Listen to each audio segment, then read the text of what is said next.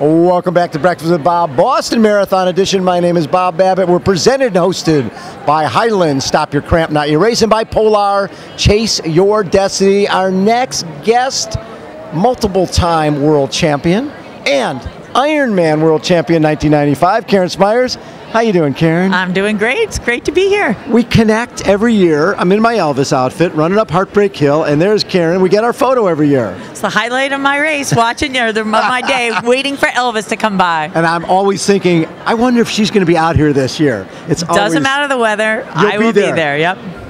Love it. So Karen, take me back a little bit.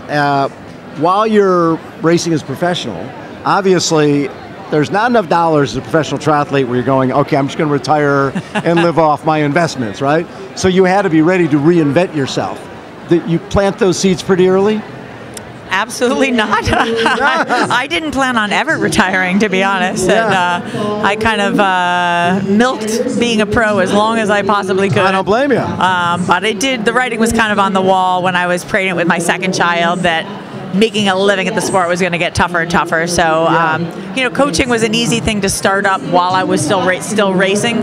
So I kind of started coaching, not really knowing whether that would be my full-time gig, but just kind of thinking, oh, this is a good way to supplement my income while I continue to race. And I did that for a good, probably 10 years while I still raced pro. While you're still racing? Yeah, up till I raced pro till I was 50, to be honest. And they had to kind of pry it out of my arthritic hand, So, I mean, I was not making much money back then, but I was still, it was like fun. Racing. Yeah, and, to be honest, the amateur field didn't particularly want me yet, isn't that interesting? You have to get bad enough so that they'll be like, okay, you can come back. I find that interesting that the age group athletes are like, we don't want McKeely Jones, we don't want Karen Smyers because you're taking spots from us. Yeah. Right? That's a problem. Tough because, you want this sort of camaraderie. That's what I love about this sport, and I hate the fact that people will be like, I mean, not everybody's like that. Some people love to have the pros keep racing as amateurs, but there are a few that resent it a little bit. And I know they know it's illogical, but they still can't help it. They can't. It's like you're taking their spot. Yeah. Right. So, as a Olympic distance athlete who had a lot of success, right? The transition to that Ironman, how hard was that for you?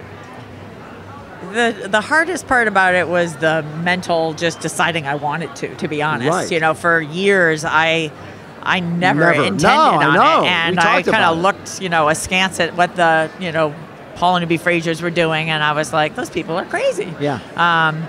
And I remember very well when it was mostly because my husband decided to try and qualify, and I was like, are you kidding me? And it was only because a bunch of other people in our training club decided to do it, and he got swept up in it. But once I realized, like, oh, they're all doing it, I've got to be a part of this. And so the hardest part was that first 100-mile ride. I had never ridden over 4 hours ever. And we decided to do our first century. And I remember just getting off the bike and collapsing on the living room floor and thinking, how do people run a marathon after this? And run it fast. Yeah. Race it. And I hadn't even done 112. I'd only done 100, That is like the worst thing. Just wrapping your head around the idea, but like anything, it's a process. When I first started running, I remember in college going to the track coach and saying, hey, I want to join the track team. And he's like, well, how much are you running? And I'm like, I can run 3 miles without stopping. And I was so proud of that because my only running was done with the swimmers,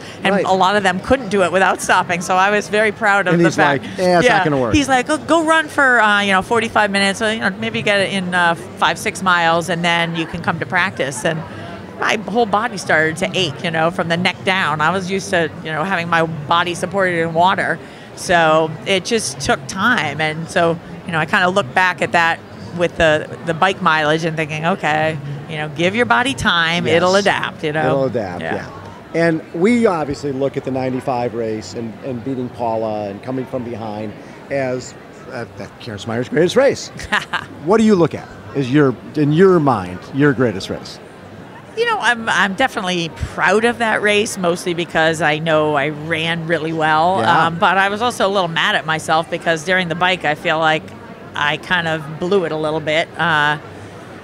And I went through a lot of ups and downs. You know, it's so funny when you hear about the race from different people's perspective, you know. Right. What Paula went through, like hearing her talk about the race, and that, you know, I had no idea what she's going through. I only know that all of a sudden she finally appeared to me with a half mile to go. And I was like, oh, thank God. Yes. But, you know, the rest of the time it was just sort of these times, and you have no idea what she's, you know, thinking and feeling. And even leading up to the race, all her, you know, crazy emotional stuff. But she was going to retire. Yeah. She got sort of wrapped up, and Mark was retiring. So Mark Allen was retiring. So I'm going to retire too. Yeah. But I went through lots of ups and downs on the bike ride, and so kind of fighting back from that negative space I was in when she was getting so far ahead of me, because I was like, that was not part of my plan, was to, you know, let her get that far ahead. You're a really good cyclist. You know, in a short race, I'm like, I can keep up in a short race. Why can't I keep up in a distance, you know? But I remember very clearly Dave Scott yelling to me at coming up into Kauai High. Yes. And I was, you know, probably 8 minutes behind at that point. And I remember him giving me a split, and I remember standing up, climbing that steep, hot hill, and sort of I must have had this look on my face like, Dave, I'm not taking this sitting down. I'm so mad at myself. And, you know, he could just see all the energy I was wasting, like being mad and frustrated and whatever. And he gave me one word of advice. He's like, Karen, you got to do your own race. You're doing fine. And it was like this comment, thank God for people like Dave Scott out there. And it's like definitely something you'll pay attention to when it comes from someone like Dave Scott. And, you know, I had, of course, another 40 miles to think about it. And I was like, he's right. Like, I don't know how Paul is doing this, but it doesn't affect me. I've got to take care of myself here. You know, I've got a marathon to run after this. And I can't ride out of my comfort zone. And I've got to stop being mad at myself because I am just wasting energy and I'm in the wrong headspace to have a good marathon. So I kind of talked myself into just saying, like, get off the bike the best you can and just, you know, you're in good run shape, have the best run you can possibly have. And you got off the bike, and how far back were you?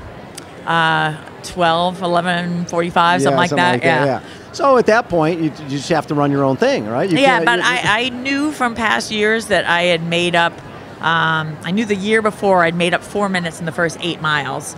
But then I'd sort of faded and run about the same as her the rest of the way. And I was like, if I could do that 3 8-mile segments in a row, I'll catch her at 24, you know? So that was my game I was playing. You know, you need to make little And it's got to be a positive, right? Because you already learned that I don't want negative thoughts up there. And to be honest, it wasn't necessarily that I was thinking I'm going to catch her. I was thinking, get close enough to make it interesting. Like, having a blowout is so boring for TV. And you want the women's race to get on television. Yeah, exactly. And that's a really good point, because they're going to, this is a post-produced show. I mean, they'd featured Paula enough times that they're like, what else can we say about her, you know? Right. And so I was like, we have to make this interesting somehow. Like, please let me at least make it interesting. When did it become interesting? You know, for me, it was fun hearing the splits. You know, you have to pick and choose which ones you believe. But for sure, I remember at 8 miles hearing I'd caught up 4 minutes. So I was like, all right, I'm right on track. Let's see if you can do it again. And so I was, you know, definitely listening for splits as much as possible just to keep me motivated. So I found it getting interesting even, you know, from mile 8 on. Energy Lab? Energy Lab, I stopped catching up quite as much. I think I made up 2.5 in the next 8 miles. So at around 16, I'd lost, you know, I'd only made up 2.5. So you had about 6 minutes to go. Yeah, 6.5, something like that. Yep. So I was like, okay, you know, she's getting closer to town. That gets less likely, you know. And the other split I remember real well was at the top of Palani that I still had a minute 40. And, you know, people knew I was getting close then. And they knew how bad. Minute 40 at top of Palani, it's like a mile to go. Yeah, you think, oh, there's no way, right? Right. And so I was kind of laughing. I'm like, but at least I'm making it interesting, so I'll get as close as I can. But they're like, you can catch her. And I'm thinking, she can hear the crowds. Like, she is not going to let me catch her now, but what the hell? You know, I'm going to keep trying. Yeah, you know? yeah. And little did I know, within that next spot, she was actually walking backwards at times. So she was helping me. Yeah. And so when you caught her, you basically seriously caught her. She looked like she was like a fighter who'd been punched once too often, was about to go down. Yeah. She sort of staggered into you. Stopped and sort of stumbled a little bit, and then there was the motorcycle and stuff, so I only had a little small pathway to pass her, and I was as surprised as anyone because I literally had only seen her in my sights for about 15 seconds. Right. The rest, it was always this, elusive This time. phantom, this ghost up there somewhere. Yeah. So now, and I'm sure the crowd was expecting Paul Newby Fraser. Yeah.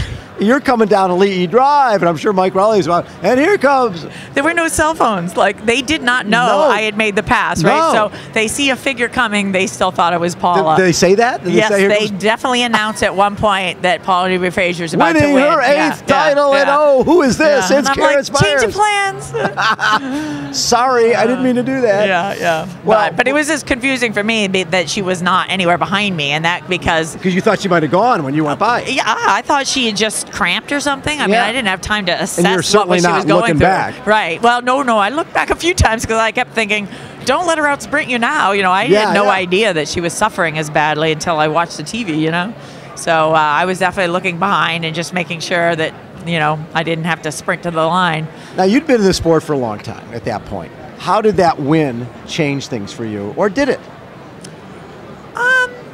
I mean, a few dollars. Winning the Ironman for sure it's a really special thing that not many people get to say they've ever done. So it was definitely in terms of the non-triathlon world, it's the only race that people really knew. It was before the Olympics. I won the ITU World Championships. I'd done that in 1990 and did not really register with the regular media. And it definitely got some attention for sure. And then to win the World Championships again 5 weeks later, that was cool. A nice little double that I was completely not expecting. And so when we go back to 1990, that was a great race at Disneyland, right? At Disney World. Yeah. And you had, we had Carol Montgomery up there and Joy Hansen.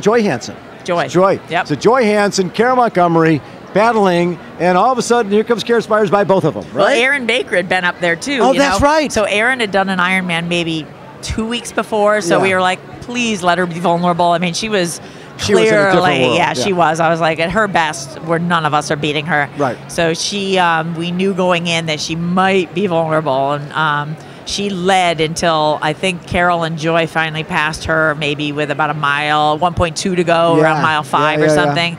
And Carol and Joy had opened up a gap. They had passed me around mile 1 and opened up about 15 seconds on me. And that was another race. I love telling these little because another one of the big four turned my race around. So I was in a funk in the run because I'd gotten passed by those guys. I realized I was in 4th, which I'd gotten 4th the year before, and I was like, they only called up the top 3 like the Olympics, I'm like, I don't want to be 4th again. I want to be top 3. So it was hot, Orlando. It was at noon or something. We were running. We were on a golf course, no shade. None. And I started letting the heat just like wear me down and get me in a bad mood again. It was like this negative self-talk about I shouldn't be expected to run fast in this heat, And Scott Molina cheered for me around the 4 mile mark. He's like, go get him, Karen. And I looked at him like, do you know how hot I am? This is miserable. Like, what? And he took one look at my body language. He's like, Karen, you gotta want it. And it was another one of those comments. I love taking in things from the crowd. Sure. Some people like to race with blinders on. I love to draw inspiration from what's around me. Yeah, absolutely. And so again, it was one of those comments that I was like, he's so right. I've all year thought about this race. I've got about 15 minutes to go of being hot, and then I can jump in a cold pool and have a cold beer and think about how, I didn't give up in the last 15 minutes. And it was another kind of mind change, and that's what got me to start reeling those guys back in. And you caught them pretty close to the end. It's about a half mile to go. I mean, looking back, I'm like, oh my God, Carol Montgomery, she would have killed me under most circumstances. Yeah. She's so much faster than me. But I think I took her by surprise. Totally. And I think her and Joy had sort of thought once they passed Aaron, they're like, okay, it's us between too. the two of us. And I think I just opened up a gap. I came by them up a hill, and I think they were so surprised that they didn't have time to react. That was there's cool. a picture with all 3 of us in the shot coming to the finish. It's really pretty cool. And winning that at Disney World, right? Mickey at the finish and the whole bit, that was pretty cool. Yeah, that was, and again, it was one of those things where I didn't really even have time to absorb the fact that I was about to win the race, just like in Hawaii. I'm like, how did this just happen? I'm running down Ali'i Drive in the lead. It was so quick that I didn't even have time to really appreciate it until it was over, you know. I was talking to Tim Don a little bit. You swam with him this morning, and he's coming back from the broken neck and the whole bit. So amazing. And he was saying, since I was talking to Karen, and she was saying, yeah, I won the Ironman, I won these world championships, but the most out-of-sport media I got was dealing with cancer, dealing with the storm window that fell on you. I mean, those are the type of things that when you're overcoming, that media sort of react to it. Absolutely. So for you, obviously, nobody wants to go through that type of stuff, but how did those experiences change you as an athlete and as a person? Well, I think it gives you a perspective that you just, you know, until you've gone through it, you just don't realize what it's like to be in that position, I guess. And you don't choose to put yourself in that position. No, you never do. But once it's happened, and it's funny because everybody would react the same way for the most part, that you just, you come to some level of acceptance, and then you're like, okay, what are my choices? Either I, you know, fold the cards and, you know, quit living, or I try and get back. You find a new normal. Yeah, exactly. And, you know, at the time, I still felt like I had tons of triathlon left in my body, and it was no question I was going to try and come back from every single one of those things. So it's not like we're doing anything that most people wouldn't do, but to hear about people doing it and witness it. I mean, I read about Tim's, you know, the details of what he went through, and it's so moving and inspiring to see people come through that. See him back. So I kind of understand sub 3 on Monday. That would be unbelievable. Yeah. That would be really unbelievable. Yep. So now, how much coaching? I've got like maybe 15 to 20 personal clients that I coach at all levels. You know, people that are trying to win their age group in Hawaii, and then I also have people that are trying to do their first Olympic distance or first sprint race even. Right. So I love having a variety of levels. Everybody is it's, you know, I get pleasure out of seeing all of them accomplish their goals no matter what they are. You were always one of those athletes, I think, that did probably less mileage than a lot of us, right? Yeah. You always felt less is more. I remember you telling me once that it's better to be 10% undertrained than 1% overtrained. Absolutely. Is that what you use with your athletes as well? Yeah, well, most of them, it's very hard. I find it much harder to coach somebody that has all the time in the world. Like a professional, like I would never probably give the pros enough training, because I'm like, oh my God, that's just too much. You know, I look at what they're doing now. I never did that much. And so even with Dee Dee, I think I got her, you know, she was one of the only pros I coached. Right. And I got her to a certain point, and I think I was like, well, you don't need any more than that. And I think she is a volume. She responds to volume, yeah. And I think, you know, once she's kind of moved out to Boulder and was living the life of a pro triathlete instead of living here in Boston and, you know, having to deal with the weather and not ideal training locations. And she really kind of, you know, started going to even another level. But for the first 5 years, it worked great for her because she didn't have that base behind her. And so, you know, she got 3 top 10s in Hawaii, you know. And so, you know, I think there's less training than the other gals are doing, way less. There's a progression that you have to let your body take, I think. And so most of the people I coach, they have a balance in life. They've got to work, they've got family. And so I thrive on finding, given that you only have this much to train, what's the best training we can get you to do that's going to get you to your goal? Less is more. Yeah, it's like a little mathematical puzzle, you know? And that's what you like. Yeah. All the fun stuff. Cool. Yeah. You have any people racing here, Boston? No people doing the marathon other than I coach. Yeah, I coach the MS charity group that runs Boston every year, and we have about I think there's 25 of them out there, and they're charging up, ready to go. Yep, they had good training block. They're ready to go, I think. Karen, thanks as always, and I'll see you at Heartbreak. Yes, I'm going to be there. I will not leave till you come by. I like it. Oh, you might be I might need a light stick for you, something like that. No, we got to get our photo. Yes, we do. Again, Breakfast with Bob, Boston Marathon Edition, hosted by Highland, Stop Your Cramp, Not Your Race, and by Polar, Chase Your Destiny.